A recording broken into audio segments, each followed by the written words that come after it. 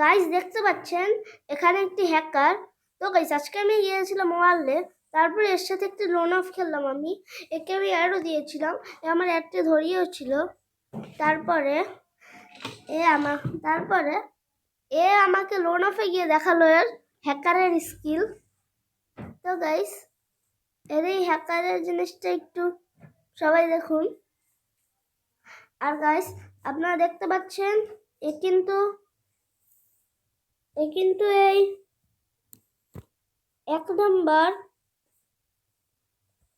আপনাদেরকে আমি ওনার নাম কিন্তু সার্কেল করে দেখালাম।